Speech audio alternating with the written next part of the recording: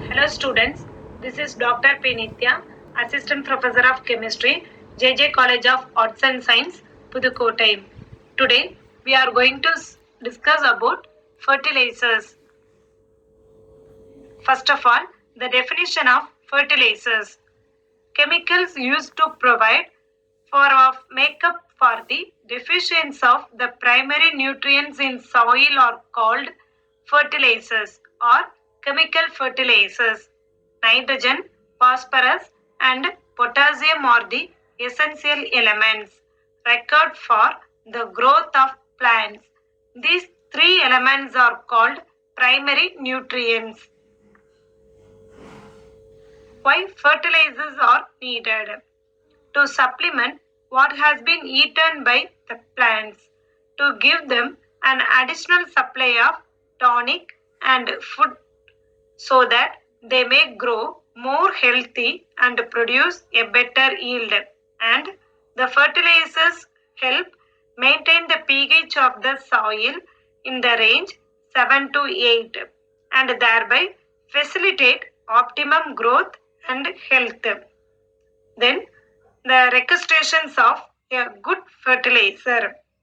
It should contain nutrient elements in readily available form. It should be soluble in water.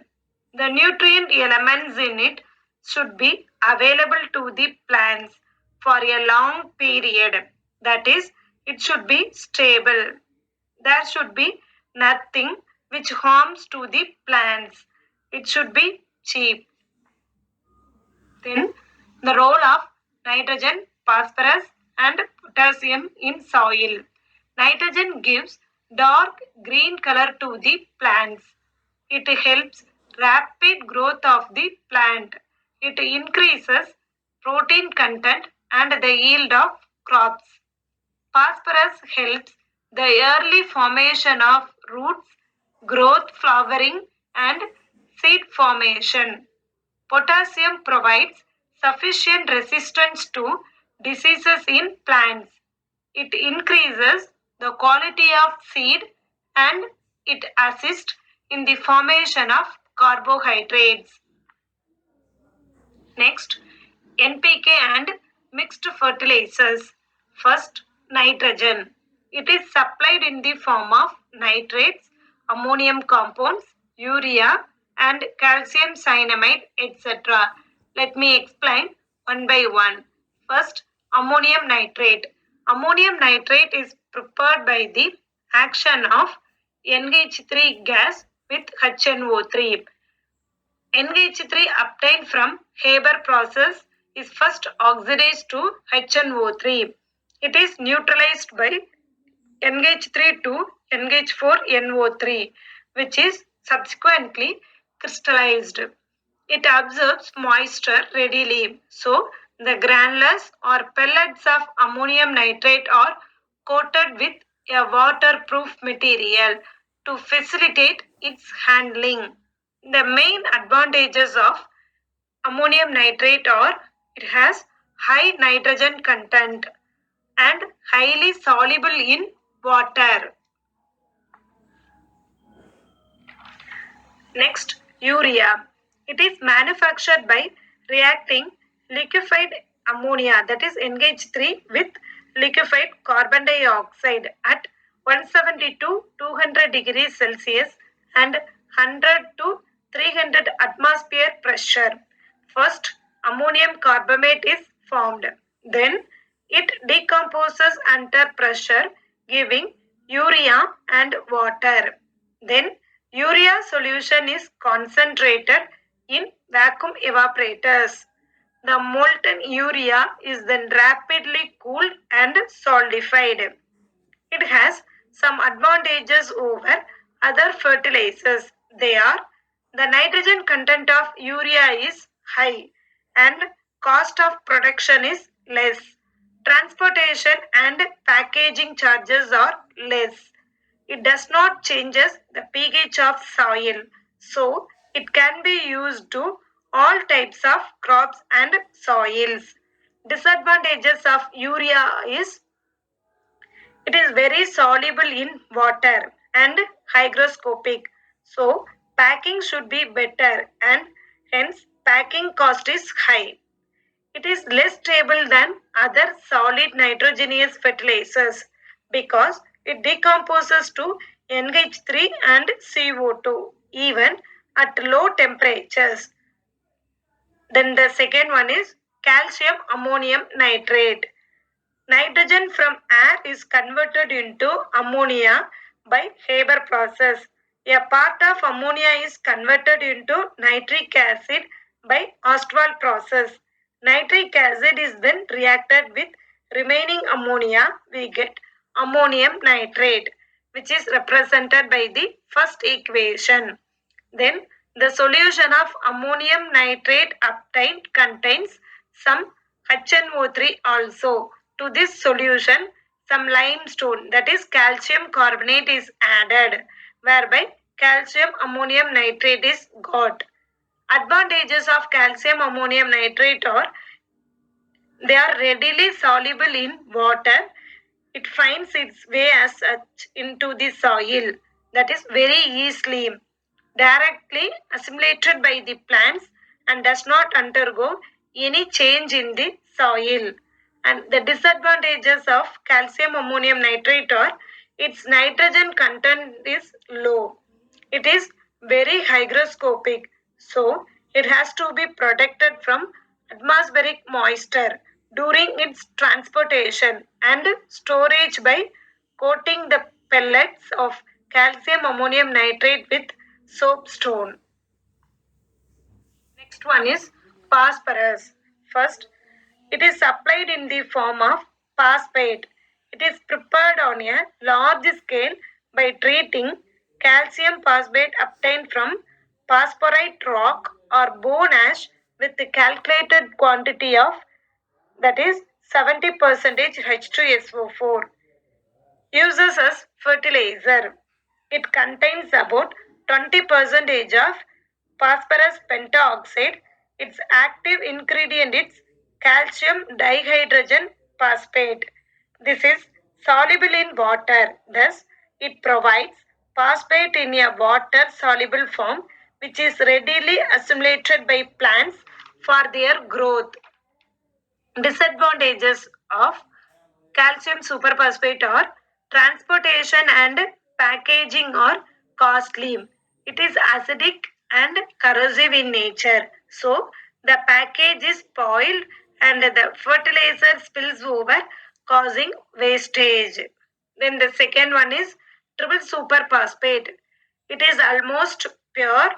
It is prepared by ground rock phosphate is mixed with quantity of H3PO4 in a mixture and agitated for several hours. The dried triple superphosphate is screened by vibrating screens and then is made ready for sale. Uses fertilizer. It has about 50% available phosphorus pentoxide. It is 3 times more concentrated phosphate manure than calcium superphosphate. It is an excellent phosphatic fertilizer. That is more superior than superphosphate of lime because it does not contain gypsum, which is water insoluble. Then the last one is potassium. It is supplied in the form of chloride, nitrate, and sulfate. Next, mixed fertilizers. Mixed fertilizers are those which contain two or all the three primary nutrients. These fertilizers are examples of phosphatic cum nitrogenous fertilizers which supply both nitrogen and phosphorus to the soil. Next one, NPK fertilizers. It is seen that the fertilizers containing nitrogen, phosphorus and potassium in proper proportions produce much better results.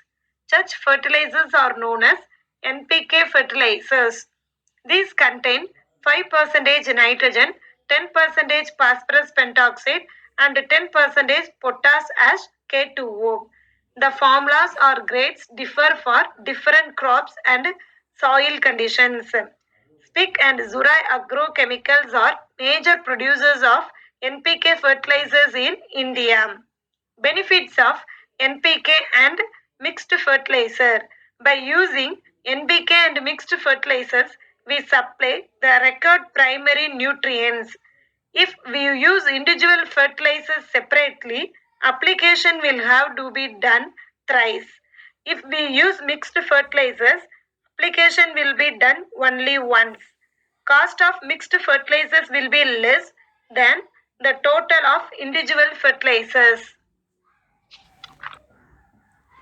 Next one, soap and detergents. First, soap. What are they?